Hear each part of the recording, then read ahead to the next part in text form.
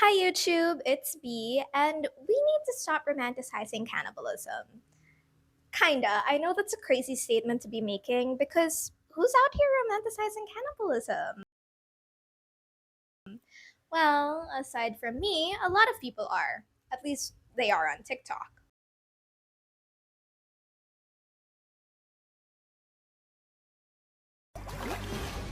Oh my god! Oh my god.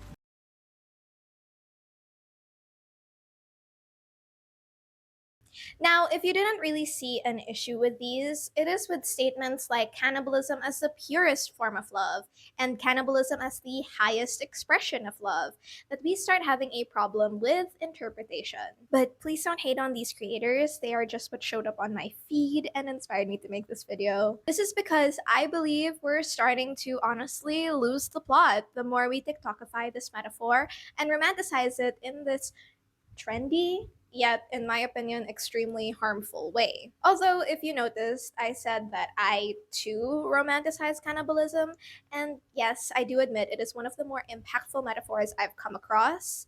I guess you can sort of look at that as my credentials to be talking about this topic, but if you want a more detailed piece on my interpretation and love for this metaphor, you can check out this essay on my Substack or just my Substack in general. All right, back to the topic at hand. The difference that I really want to emphasize is that while the common and frankly misconstrued interpretation of cannibalism as a metaphor for love is somewhere within the lines of cannibalism as the highest expression of love, my interpretation and how I think we need to start phrasing it, or at least somewhere within the lines of it, is cannibalism as the most depraved expression of love. And frankly, because of how much this TikTokification has corrupted the meaning, the recent content and art being made surrounding it has unfortunately made me and a lot of other people start to really resent it. Not for what it is, but for what it has become, barring me and others from appreciating new and actually good discussions and works.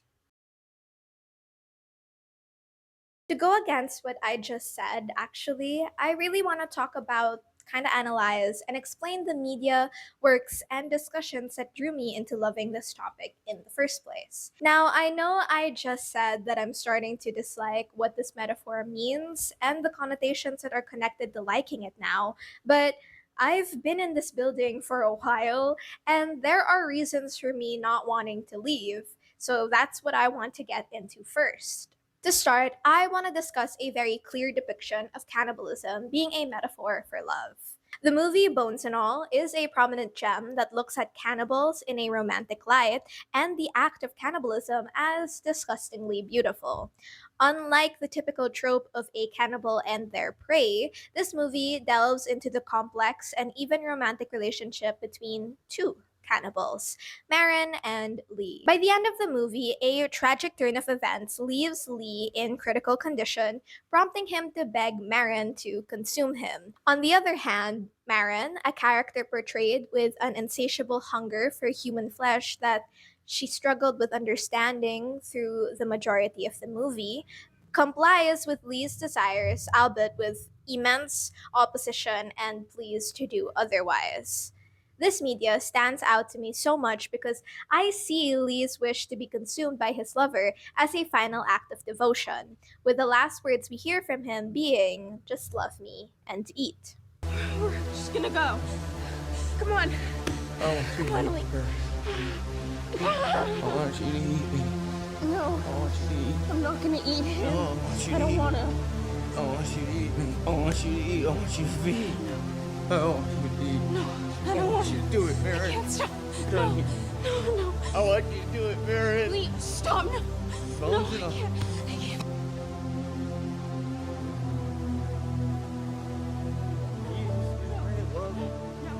Just love me to eat.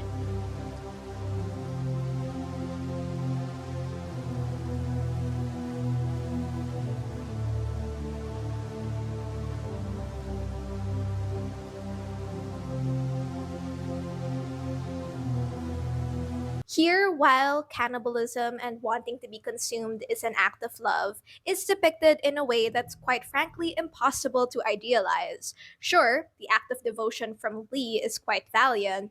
The fact that a hungry cannibal can refuse human flesh shows that doing this was never the intention. Consuming your lover out of pure love was never the goal, and it should never be. That's why the ending is, in my opinion, a purposefully sad one, because this is a painful and unfortunate experience to have to eat the one you love, even if they did devote themselves to you. Another piece of media that's quite often paired with Bones and All content and discussions is the song Abby by Mitski. This song, for those who don't know, more generally deals with hunger as a whole, but I ask, what is cannibalism without gluttonous hunger? This song invokes a sort of emptiness, one brought about by a dissatisfaction that the speaker is very familiar with, yet doesn't understand the meaning behind it. Very similar to Marin's experience throughout the movie. This song does a really good job at making you feel so familiar and accustomed but still uncomfortable to being deprived of something, knowing that this hunger is bound to return no matter how much you consume. While the Abbey isn't outright about love, I appreciate how it depicts the feeling of emptiness because of hunger as something that, while you can temporarily satiate it, will never fully go away. In turn, even if you do consume your lover, you will sooner or later feel hungry again. Mitski doesn't make hunger seem like a sacrifice or a symptom of suffering for love. She tells it as it is, a stubborn thing that will always come back even after you've given it what it said it needed. To veterans of cannibalism as a metaphor for love, did that description sound familiar to any of y'all? Can you guess what I'm about to talk about next? Yeah, you guessed right. It is in fact the stray dog metaphor. Now, you may ask, D, is this all just one big metaphor turducken with metaphors inside metaphors inside metaphors? And my answer to that is yes. Yep, absolutely. But I'm kidding. But, anyways, a common metaphor used to illustrate gluttonous love is that of a stray dog that was fed once and unfailingly returns for more. This metaphor is frequently utilized in media to convey the idea that what you encourage persists, as well as that people will return to something that was once good to them. They just know the other person is capable of softness, and that's enough to make them return. Much like this metaphor, when someone with a heart so hungry gets a taste of such love, they inevitably return to nourish their hearts once more, holding out to the hope that one day their insatiable hunger will be satisfied. However, that's what's so tragically romantic about the stray dog metaphor and gluttonous love to me. I see both as messy, unsightly, and even frightening, but hungry above all else. A hunger brought about by insufficient love and affection.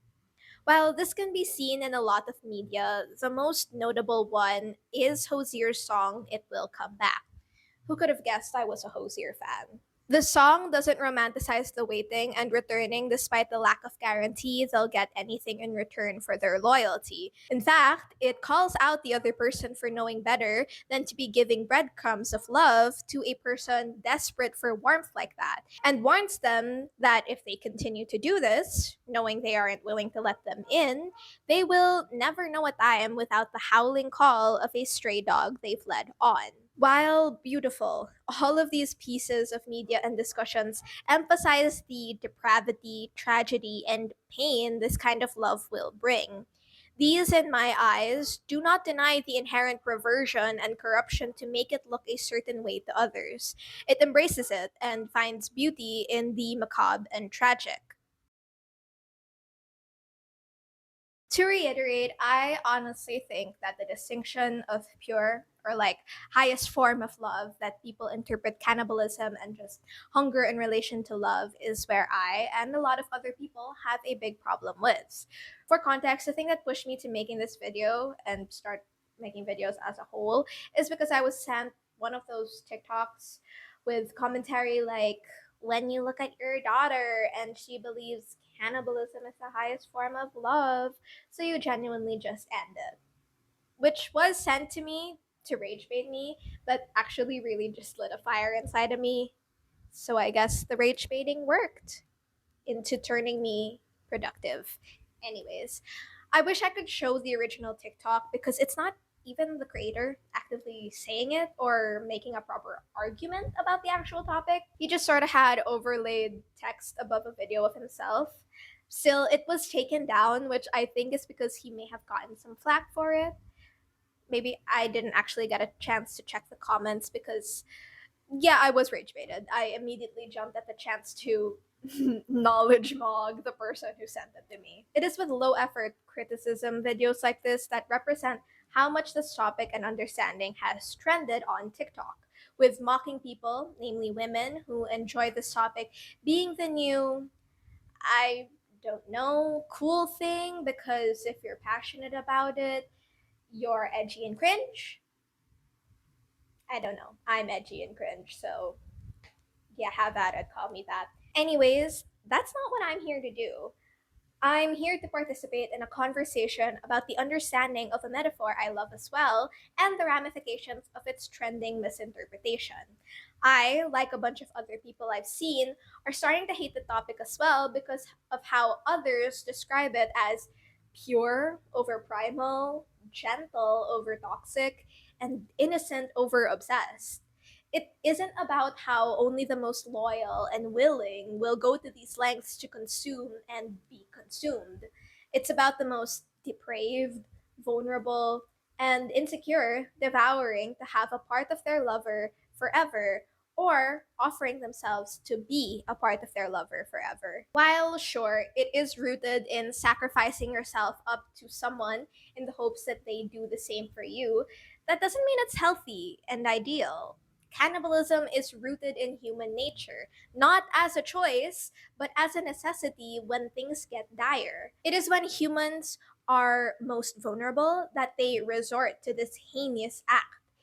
It's meant to be unsightly, despicable, selfish, and messy. While I can't get into too much detail, or else this video will get way too long and way too rambly than it already is, that's why this metaphor is often accompanied by pomegranate imagery because it poses the question of, am I worth the mess? TikTokifying these topics dilutes the actual grotesque nature of this sort of love, misinterpreting it as simple and romantic when it is actually tragic and requires a great deal of dedication and sacrifice. To sort of give you a detailed explanation on how I interpret this metaphor, here are some snippets from my essay entitled Gluttonous Love, Devotion Through Consumption on my Substack. It is the same Substack post that I promoted at the start of this video. So any of these snippets catch your attention because I will be reading directly from my laptop, go check it out because I'm very proud of it. It is one of my favorite things I've ever written. Okay. The strongest and purest force on earth is always expressed as love. When untainted by sin, it is purity incarnate, perfect and beautiful. However, it isn't hard for sin to corrupt this saving passion into an all consuming one. Cardinal sins such as lust, greed, and wrath may be no stranger to love, but gluttony is like no other. Despite the sin's inherent depravity, I firmly believe that gluttony is the only sin that can coexist with love, or rather, is the darkest manifestation of it. Gluttonous love is like a bleeding heart that has grown teeth and an unimaginable appetite. Its satisfaction can never be met until it is wanted entirely, consumed fully, until it is met with the same kind of all consuming love from another. Hunger is the beginning of gluttony. While hunger is an uncomfortable sensation caused by insufficient sustenance, gluttony is excessive, uncontrollable, and overindulgent.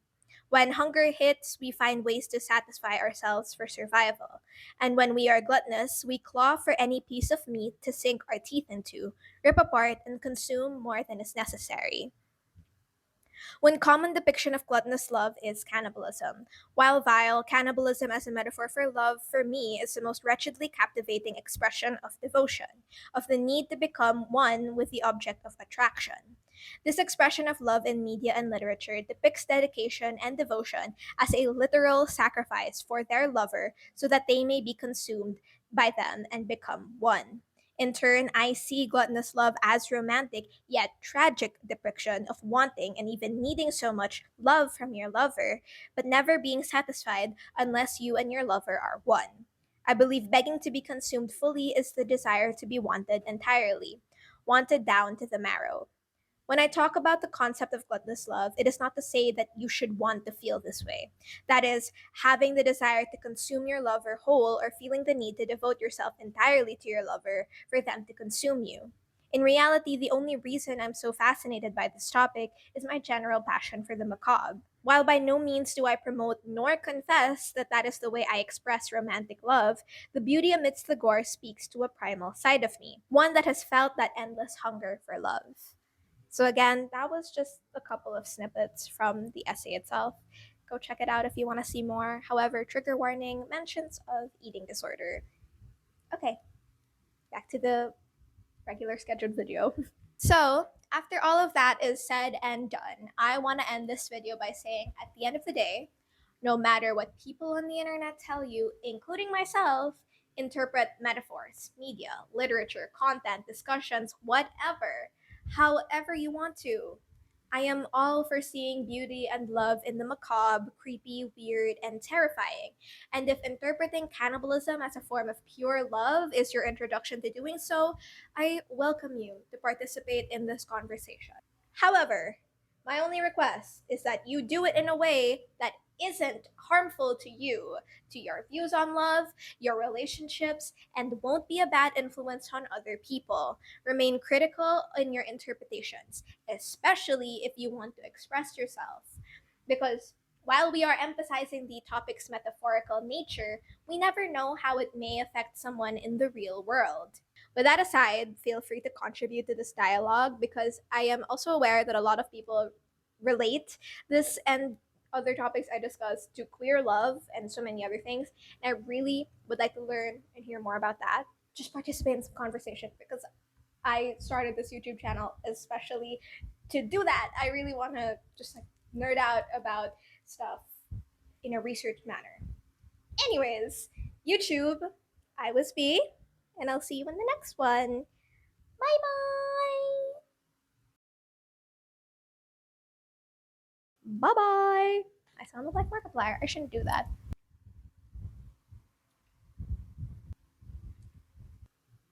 The song even warns them that they.